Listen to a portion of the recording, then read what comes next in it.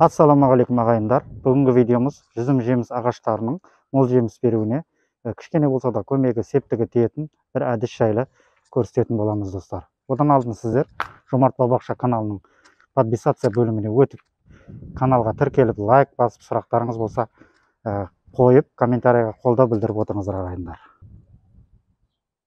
Достар, енді мынау көріп тұрғаныңыздай жүзім жеміс ағаштары жақсы болып, күшті болып өсіп тұр, түйіп жатыр. Жаңағы көрсеткенім үйімнің мына қапталы, мынау енді екінші қапталындағы жүзімдерім достар.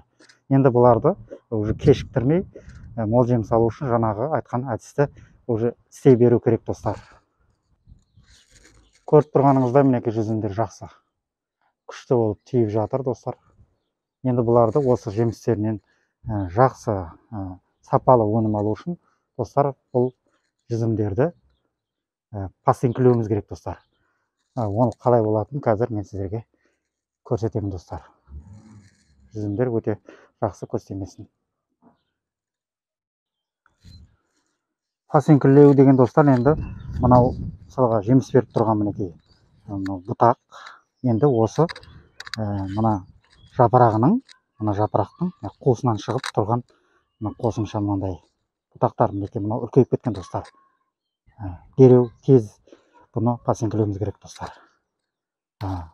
Бұларды дер кезінде осындай қылып алып тастамасақ, мына жеміс ағашының күші, энергиясы соларға бөлініп, мына жүзімге энергия, күш аз болып қалуы мүмкін достар.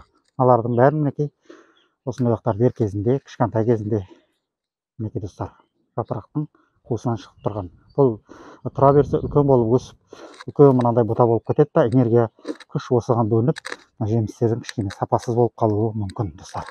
Мінекей осындай жапырақтың қуысынан шығып жатқан жапырақтарды осындай кішкентай кездерінде алып тастасаңыз өте жақсы болады достар. Оны енді тез-тезден істеп тұрсаңыз болады достар. Мысалы 4-5 күннен кейін тағы да қарап, мінекей достар, қуысынан шығып тұрған жапырақтың қуысынан шығып тұр достар.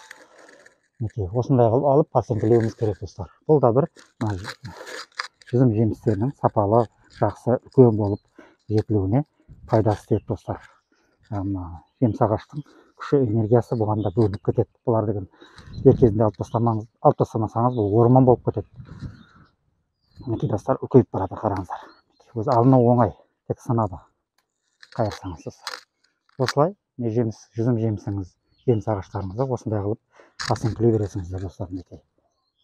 Мінекей достар, қолтаңнан шығып жатыр, осындай кішкентай 4-5 күннен кейін тағы да қайталап қарасаңыз болады. Сөйтіп осыларды дер кезінде пассинкілеп азайтып тұруыңыз керек достар. Энергияның бәрі соған кетіп қалмау керек мінекей.